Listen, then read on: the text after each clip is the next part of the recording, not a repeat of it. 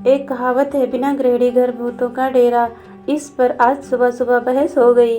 श्रीमती जी बोली, अगर मैं नहीं रहूं तो यह घर भूतों का डेरा बन जाएगा। आपने कभी मेरी वैल्यू नहीं समझी, मगर आपको पता चल जाएगा जब मैं 2-4 दिन को कहीं चली जाऊंगी। तब तुम समझोगे कि औरत ही घर संभाल सकती है।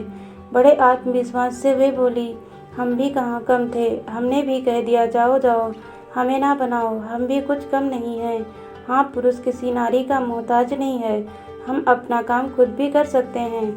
आप 2-4 दिन हमसे अलग रहकर तो दिखाइए। हमने भी खूब सेखी बघारी। अब तो बात आगे निकल गई थी। श्रीमती जी भी अड़ गई और हम भी। वैसे हम दोनों ही अकड़ू हैं, हर छोटी बड़ी बात पर अकड़ते रहते हैं। फिर क्या था, श्रीमती जी मैके चली गई। हम ऑफिस जाने की तैयारी करने लगे।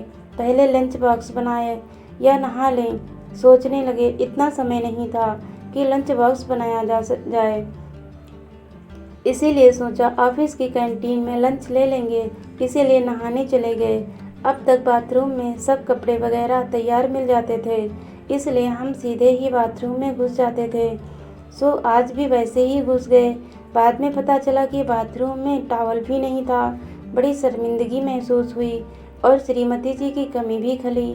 मगर हमने भी मन ही मन सोचा कि ऐसी छोटी मोटी समस्याएं तो आएंगी ही, इनकी क्या परवाह करना। हम कपड़े पहनकर तैयार होने लगे और तो सब ठीक था, मगर मोजे नहीं मिल रहे थे। बहुत तलाश किए, मगर नाज़-पीटे ना जाने किस बिल में छिपे बैठे थे कि नज़र आने का नाम ही नहीं ले रहे थे। मन किया कि एक बार श्रीमती जी से फ़ोन करके पूछ लें, मगर हमारी पुरुषोचित अकड़ बीच में आ गई। हमारी मूंछें फड़फड़ाने लगी। हमने भी तय कर लिया था कि हम भी बिना गृहिणी के कुछ दिन तो रहकर दिखाएंगे, इसीलिए स्लीपर पहनकर ही ऑफिस चले गए। बॉस ने हमें बुलवाया, हम उनके केबिन में चले गए। वे हमारे स्लीपरों पर बड़ी देर तक दृष्टिपात करते रहे। हमने अपनी झेप मिटाने के लिए कह दिया। पैरों में बड़ी तेज खुजली हो रही थी, इसीलिए आज स्लीपर पहनने पड़े। मेरी बात सुनकर बॉस बड़े जोर से हंसे और कहने लगे, गोयल जी, जब मेरी श्रीमती जी भी मैके जाती हैं तब मैं भी यही बहाना बनाता हूँ। आप तो यह बताइए कि कब तक स्लीपर में ही आओगे। और अब तो पोल खुल भी गई थी, इसलिए उनसे हकीकत छुपाने का कोई कारण नहीं नजर आया।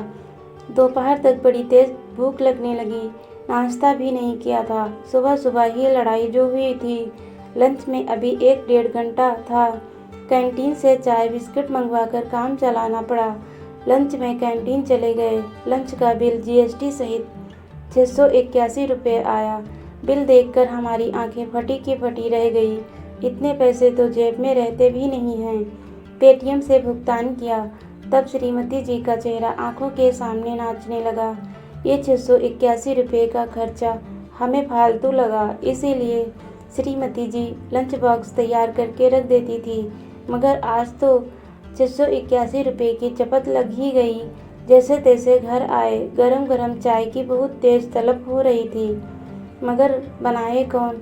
श्रीमती जी होती तो जितनी देर में हम कपड़े बदलते उतनी देर में गर्मा गर्म चाय तैयार मिलती और साथ में एक खूबसूरत मुस्कान भी। मगर यहाँ तो पानी का गिलास भी खुद भरना था और उसे साफ भी करना था। लेकिन बड़े बुजुर्गों ने कहा कि हिम्मत रखनी चाहिए, तो हम भी हिम्मत अपनी जेब में रखकर चाय बनाने लगे। पानी गैस पर चढ़ाया और अदरक ढूंढने लगे। बिना अदरक की चाय पसंद ही नहीं आती है हमें, मगर अदरक तो थी ही नहीं घर में। आज पहली बार बिना अदरक की चाय तैयार की, मज़ा नहीं आया। श्रीमती जी के हाथों की मिठास गायब थी, उस चाय से फीकी फीकी लग रही थी। अब अपने ही हाथों से बनी चाय में मीन में भी नहीं निकाल सकते थे। ऐसी चाय अगर श्रीमती जी बना देती तो 10 बार सुना देते, क्या यार चाय बनाना भी नहीं आता। मगर खुद को कैसे कोसें। घर काटने को दौड़ने लगा। जिधर देखो उधर ही श्रीमती जी नजर आने लगी। इधर उधर काम करती, कभी मेरे साथ बालकनी में बैठकर गप्पे लगाती, कभी छत पर कपड़े सुखाती। अरे ध्यान आया, कपड़े सुखाए थे। सुबह जाकर देखा तो गीले पड़े थे, शायद दिन में बारिश से भीग गए थे।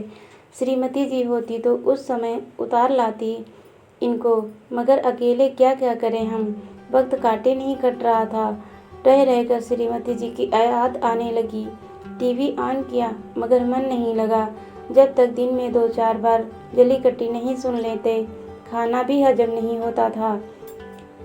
इसलिए पेट में गुड़गुड़ होने लगी। आज जलीकट्टी सुनने को नहीं मिली ना। डॉक्टर के पास गए तो उसने 1000 रुपये की दवाइयाँ लिख दी।